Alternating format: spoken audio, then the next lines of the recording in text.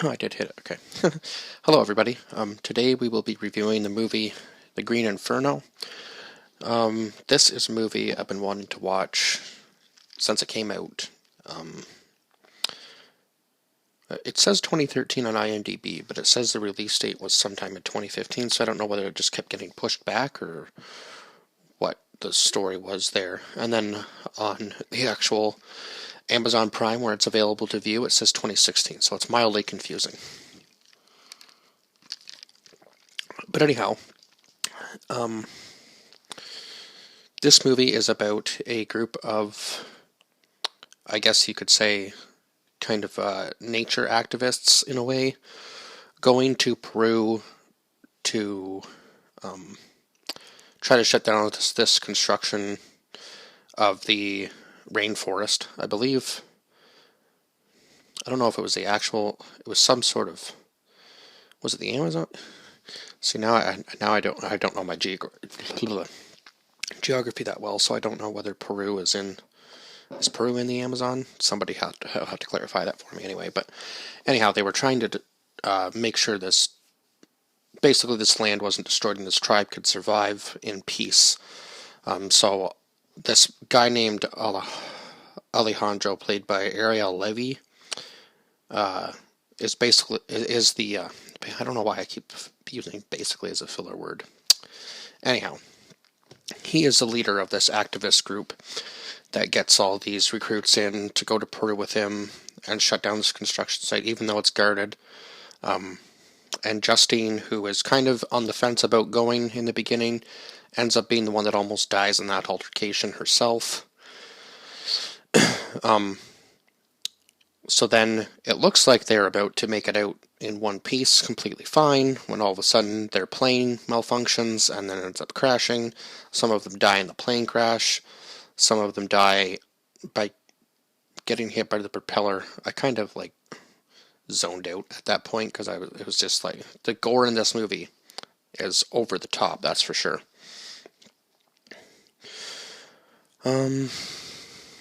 Right. The plane crashes, and then they end up getting caught by this tribe. They find out in the movie that they are cannibalistic. So some of them don't even make it into the cage that they're being held in.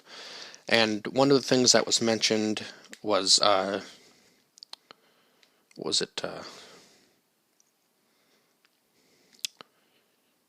gender mutilation, basically, where they remove certain tribes, I guess.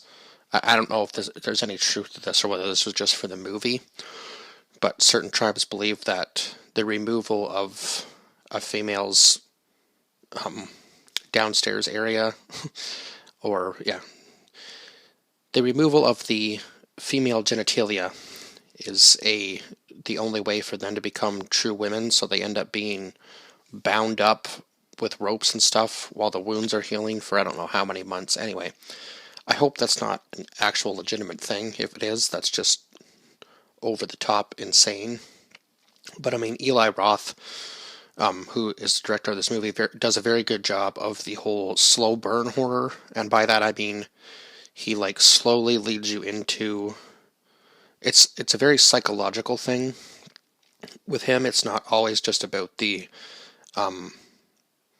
effects, but he does his effects very well because it's so few and far between, I guess, with the special effects he really needs to use, that he's already messing with your head by the time you get to that point, so you feel like you're really actually in that situation yourself.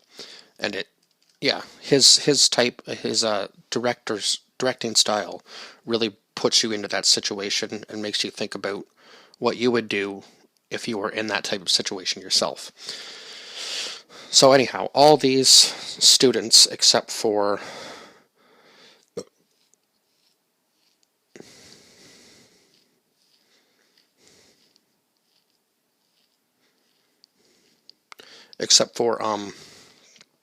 obviously Justine, don't make it out if they're alive.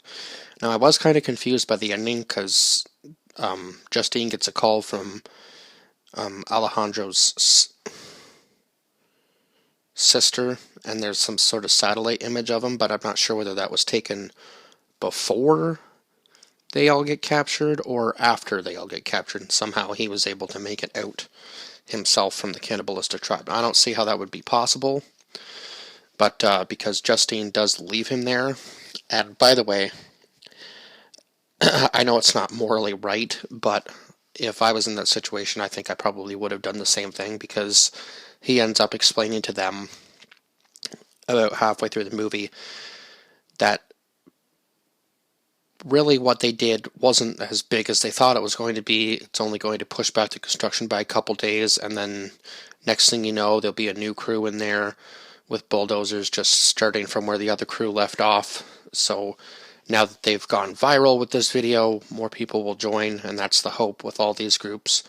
But I mean, I think they definitely go about it the wrong way, because, yeah, I don't know, breaking into a country overseas to chain yourself to machinery to prove your point, I mean, could probably end up getting you killed regardless of what could potentially happen to you even after you're in that situation, because you could end up in jail, which most likely would have been the case, but because this movie,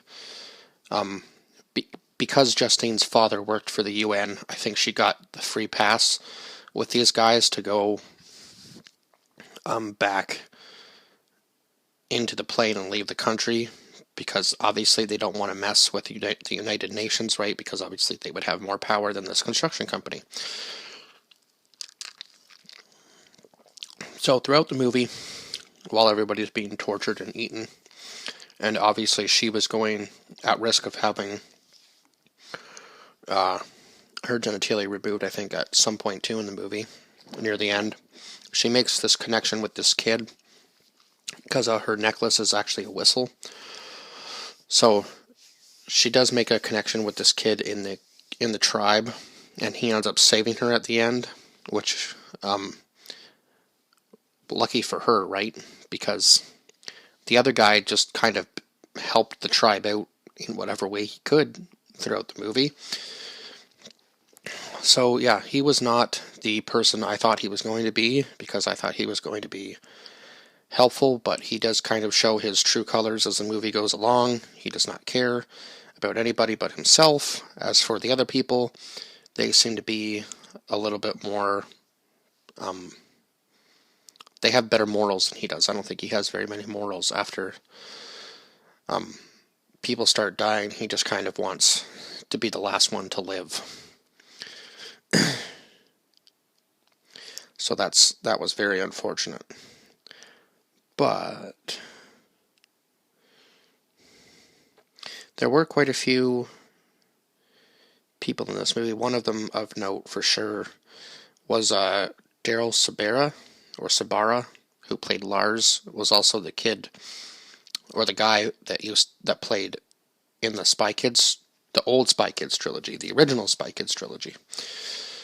So I thought that was pretty cool to see him go from that to this, because I haven't seen him in very much other than this and I guess the Rob Zombie Michael Myers movie series was the other one that I saw him in. Yeah, the remakes, the Rob Zombie remakes. He was in the second part, I believe. Yes, where it shows.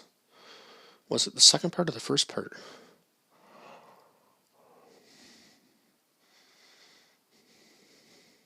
Must have been.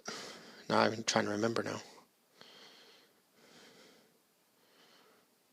It might have been, I can't remember now whether it was the first part or the second part that he was in, but anyway. He was the kid that bullied Michael Myers in that movie. So yeah, I guess he kind of switched genres completely from action to horror. So, but I do like him in those sort of roles. So I think that's about all I can say for this movie. I definitely give it a 10 out of 10. It was good. Lots of blood and gore in the scenes that they did have blood and gore.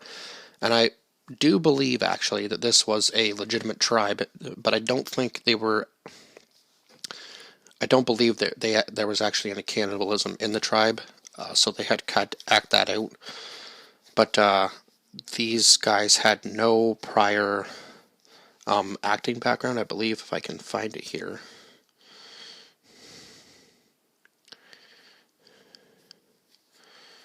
about... Maybe I can't.